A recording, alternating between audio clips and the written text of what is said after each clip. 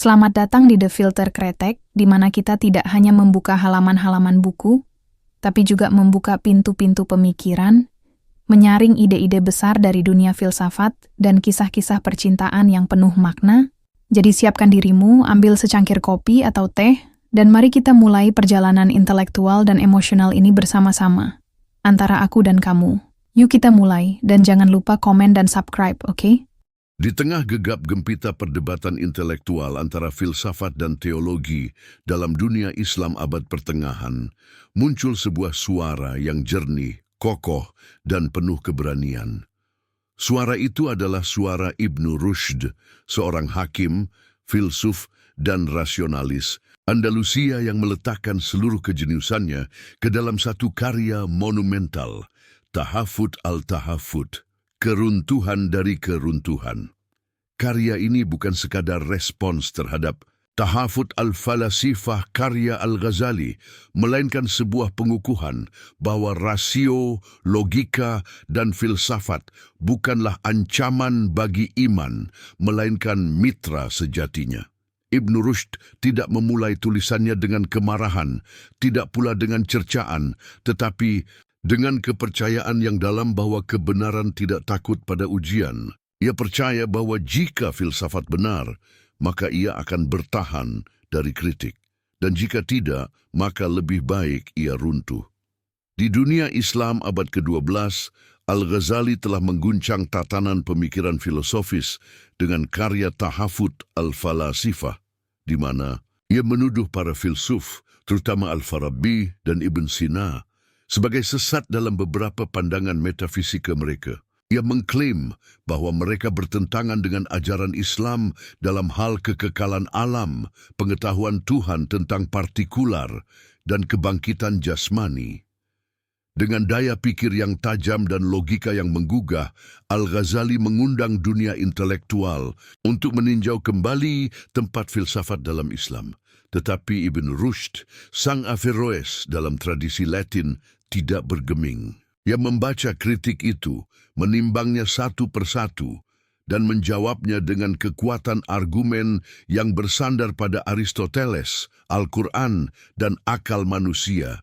Ia tidak hanya membela para filsuf, tetapi juga membela hak berpikir yang bebas, tanggung, jawab nalar, dan martabat intelektual manusia. Dalam Tahafut al-Tahafut, Ibn Rushd tidak menggunakan gaya argumentatif yang kaku. Ia menulis seperti seorang hakim yang menilai bukti dan mengupas satu persatu dakwaan Al-Ghazali. Ia menunjukkan bahwa banyak dari tuduhan itu berdiri. Sebelum lanjut, don't forget to comment, like, and subscribe. Di atas kesalahpahaman terhadap filsafat dan bahwa banyak pula argumen Al-Ghazali yang dibangun dengan metode sofistik yang tampaknya logis tetapi rapuh dalam struktur. Misalnya ketika Al-Ghazali mengatakan bahwa dunia tidak mungkin kekal karena itu bertentangan dengan penciptaan dalam waktu, Ibn Rushd menjawab bahwa gagasan kekekalan alam semesta tidak berarti bahwa ia independen dari Tuhan, tetapi bahwa hubungan sebab akibat antara Tuhan dan dunia tidak terikat oleh waktu sebagaimana manusia memahaminya.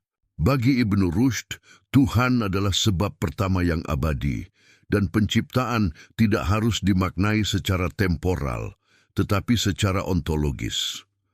Dalam soal pengetahuan Tuhan tentang partikular, Al-Ghazali menegaskan bahwa jika Tuhan tidak mengetahui setiap peristiwa yang terjadi secara spesifik, maka ia tidak maha tahu. Ibn Rushd membalas bahwa Tuhan mengetahui partikular dengan cara yang berbeda dari manusia. Ia mengetahui segala sesuatu karena ia adalah sebab dari segalanya, bukan karena ia mengamati seperti manusia mengamati. Pengetahuan Tuhan adalah pengetahuan kausal dan menyeluruh, bukan pengamatan parsial. Dan mengenai kebangkitan, Al-Ghazali bersikeras bahwa kebangkitan jasmani adalah inti dari ajaran Islam dan bahwa para filsuf yang menolak itu telah keluar dari Islam. Ibn Rushd dengan hati-hati menyampaikan bahwa makna kebangkitan dapat dipahami secara lebih dalam, bahwa jiwa yang abadi dan keterhubungannya dengan intelek aktif adalah inti dari kehidupan setelah mati. Ia tidak menolak keyakinan agama, tetapi mengusulkan bahwa penafsiran metaforik dan filosofis tidak menghilangkan iman, melainkan memperkaya pemahamannya. Lebih dari sekadar argumen intelektual, Tahafut al-Tahafut adalah ekspresi dari visi Ibn Rushd tentang hubungan antara wahyu dan akal. Ia melihat bahwa wahyu tidak pernah bertentangan dengan akal sehat, bahwa ketika keduanya tampak bertentangan, masalahnya bukan pada wahyu atau akal, melainkan pada penafsiran kita yang terbatas. Ia menulis bahwa dalam Al-Quran sendiri, kita diperintahkan untuk berpikir, merenung, dan mencari kebenaran. Maka menolak filsafat adalah menolak metode yang dianjurkan oleh kitab suci. Ibn Rushd berdiri sebagai jembatan antara dunia Islam dan Barat. Sebelum lanjut, don't forget to comment, like, and subscribe. Pemikirannya diterjemahkan ke dalam bahasa Latin dan menjadi fondasi bagi bangkitnya rasionalisme di Eropa. Ia disebut oleh Thomas Aquinas, dihormati oleh para skolastik, dan dijadikan contoh oleh para pemikir Renaissance. Namun ironisnya, di dunia Islam sendiri, pemikirannya lama tenggelam di bawah arus ortodoksi dan penolakan terhadap filsafat. Tetapi kini, ketika kita menengok kembali karyanya, kita tidak hanya membaca argumen lawas tentang metafisika.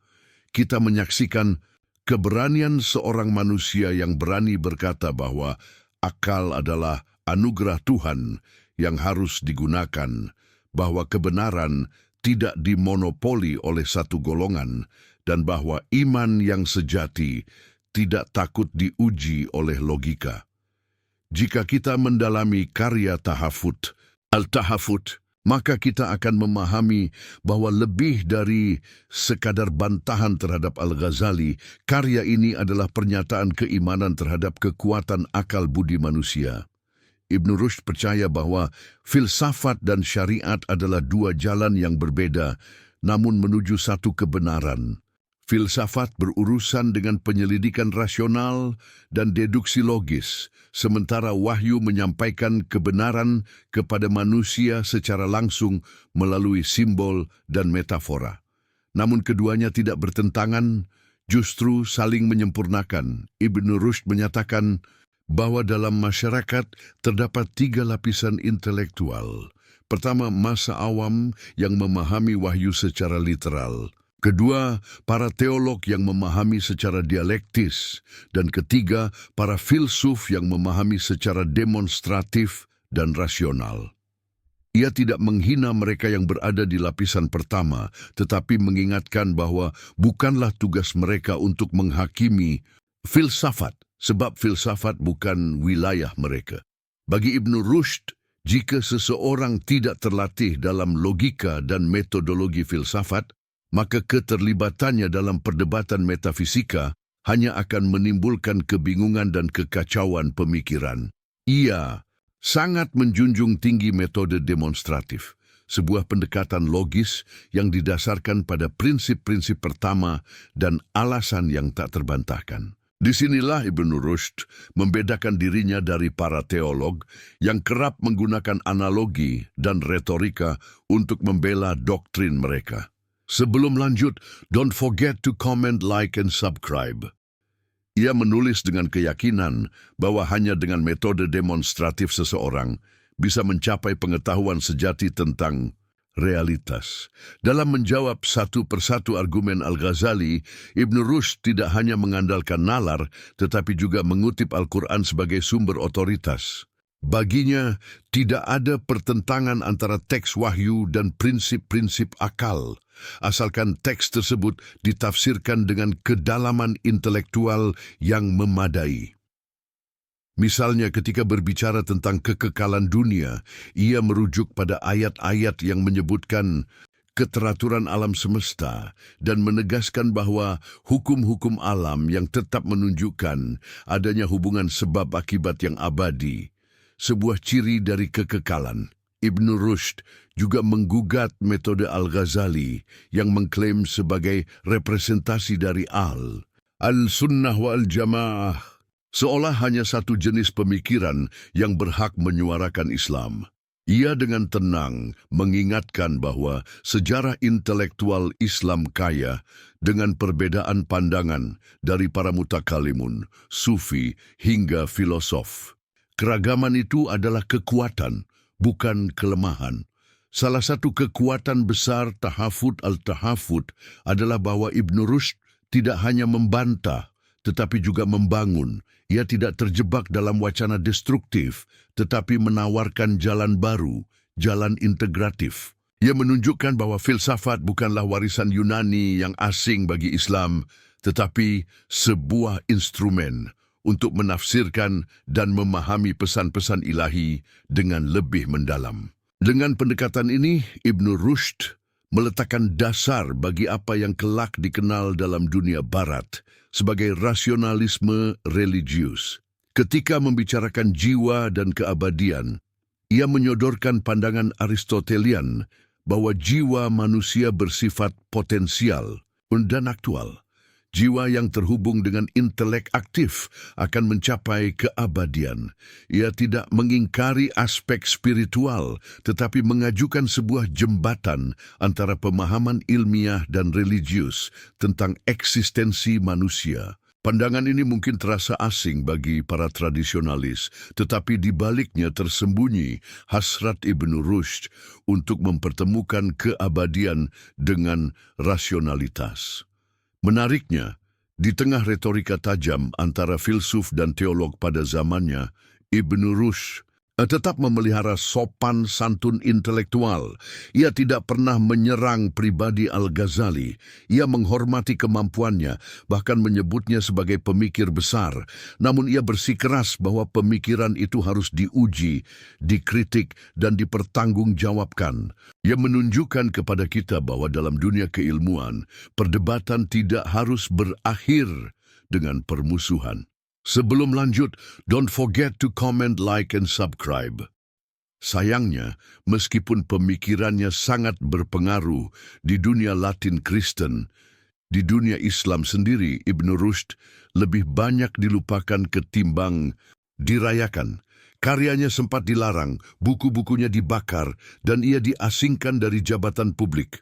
Tapi seperti kebenaran yang selalu menemukan jalannya, pemikirannya bertahan. Ia dibaca kembali di masa kini, bukan hanya oleh para akademisi, tetapi juga oleh siapa saja yang mencari titik temu antara iman dan akal.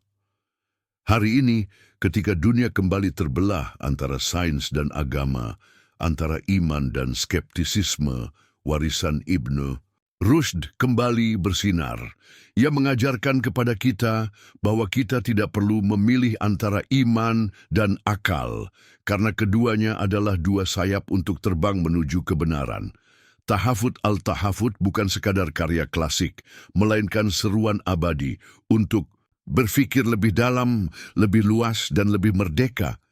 Warisan Ibn Rushd tidak berhenti di abad ke-12. Ia terus mengalir dalam sejarah, kadang deras, kadang tersembunyi.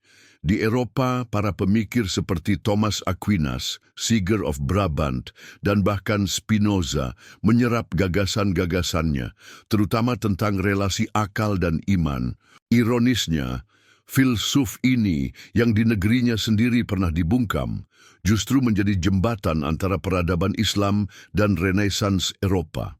Di Barat, ia dikenal sebagai Averroes, dijuluki The Commentator atas penjelasannya terhadap karya-karya Aristoteles. Namun, dalam sejarah Islam, nama Ibn Rushd sempat tenggelam di balik dominasi arus teologis yang lebih skriptural. Hanya dalam beberapa dekade setelah kematiannya, tradisi filsafat Islam kehilangan momentum. Tidak karena filsafat tak lagi relevan, tetapi karena ketakutan akan kebebasan berpikir mengalahkan semangat pencarian kebenaran. Tahafut al-Tahafut pun ikut terlupakan, dianggap sebagai perdebatan kuno, padahal isinya tetap hidup di setiap zaman. Sebelum lanjut, don't forget to comment, like, and subscribe.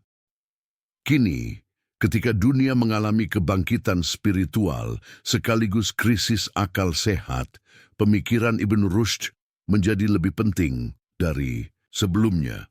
Kita hidup dalam zaman ketika dogma dan fanatisme sering mengalahkan dialog dan rasionalitas.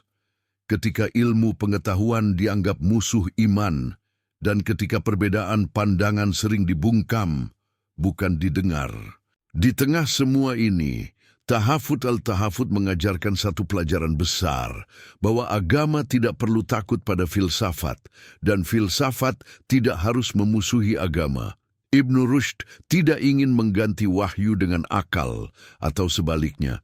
Ia ingin menyatukan sedikit agar kita tidak hanya percaya, tetapi juga memahami. Ia mengajarkan bahwa berpikir adalah ibadah, dan menggunakan akal adalah bagian dari syukur kepada Tuhan. Ia percaya bahwa kebenaran, jika sejati, tidak mungkin saling bertentangan. Ia percaya bahwa pertanyaan yang jujur akan menuntun kepada jawaban yang hakiki, baik dalam kitab suci maupun dalam kitab alam. Lebih jauh lagi, Ibn Rushd mengajak kita untuk mencintai kebenaran lebih dari mencintai tradisi. Ia mengingatkan bahwa mempertahankan pemikiran lama tanpa pengujian rasional adalah bentuk ketidakadilan terhadap akal. Tapi ia juga tidak menggampangkan kritik.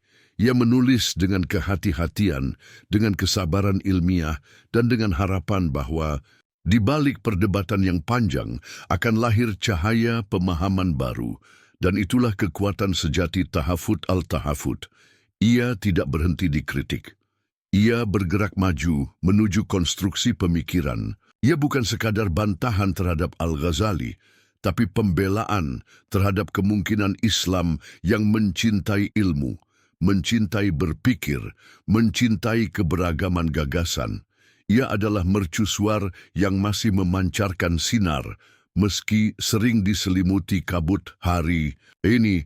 Di tengah dunia yang penuh keterbelahan, karya ini adalah ajakan untuk menyatu dalam keberagaman intelektual, untuk tidak takut berpikir, untuk tidak malu bertanya, untuk tidak berhenti mengejar makna.